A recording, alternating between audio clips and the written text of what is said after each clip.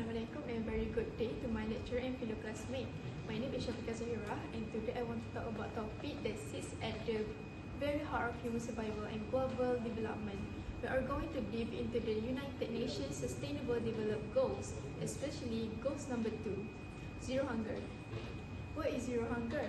When most people heard this phrase of zero hunger, they immediately picture sending food package to starving areas. While emergency aid is incredibly important, the actual framework of SDG 2 is much broader than that. The complete mission statement is to end hunger, achieve food security, improve nutrition, and promote sustainable agriculture. When the United Nations established this framework, they initially aimed to achieve this by the year 2030. But if we take an honest look at the state of the world today, we are falling behind. Urgent global action is desperately required right now just to get us back on track. And we can see this, what needs to be achieved. So exactly needs to what happened for us to say we achieve zero hunger. The United Nations breaks this down into 4 critical pillars. First, access for all. We have to ensure that every single person has access to safe number, nutrition and sufficient food all year round. No one should have to worry about where their next meal is coming from just because it's the dry season. Second, malnutrition. We need to eliminate stunting and wasting in children under 5 years old. Malnutrition at that age cause permanent damage to their physical and mental growth. Third is sustainable farming. We cannot feed the world by destroying the planet. We must implement resilient agricultural practice that protect our ecosystems. And fourth, biodiversity. We need to maintain the genetic diversity of seeds, plants, and farm animals. If we rely on only one type of crop, a single disease could wipe out an entire world supply. So why is zero hunger matter? At this point, you might wonder, why is zero hunger so foundational?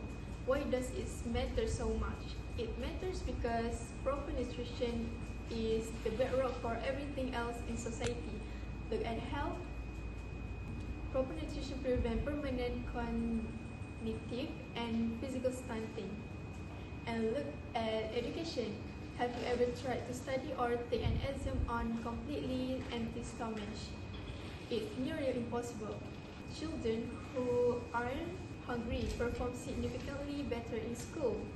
Look at the economy. Well-nutritioned communities are healthy, productive, and able to work, which directly breaks the vicious cycle of poverty. And finally, stability. When people have secure access to food, regional conflicts decrease and fewer families are forced into migration just to survive. And now, the current global challenge. But this brings us to a really heartbreaking paradox. We live in a modern world that technically produces more than enough food to feed every single person on Earth. So, why is hunger still rising? The truth is, our global food system are under immense pressure of 3 main focuses: conflict, wars and instability, shatter supply chains, displace farmers, and destroy agricultural land. And the climate change, unpredictable winter like sudden devastating floods or prolonged droughts, wipes out entire harvest in a matter of days.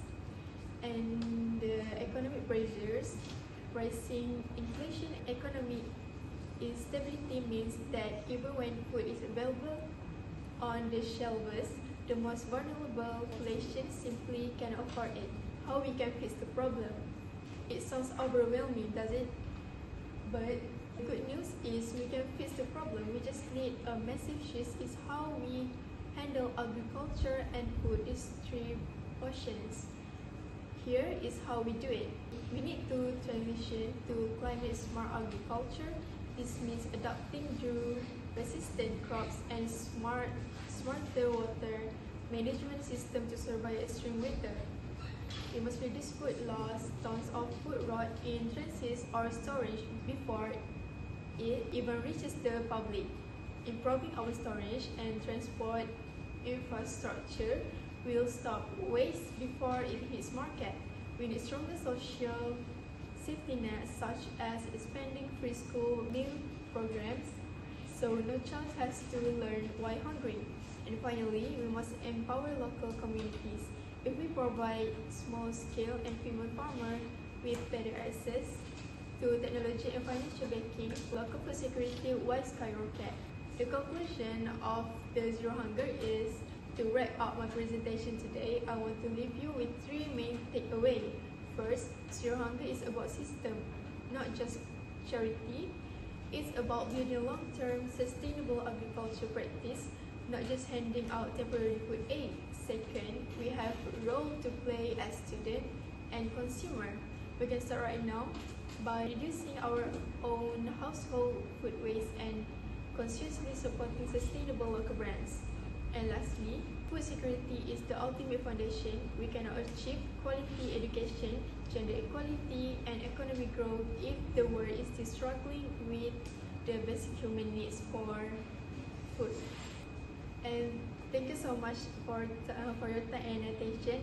I am now open to any question you might have. Thank you.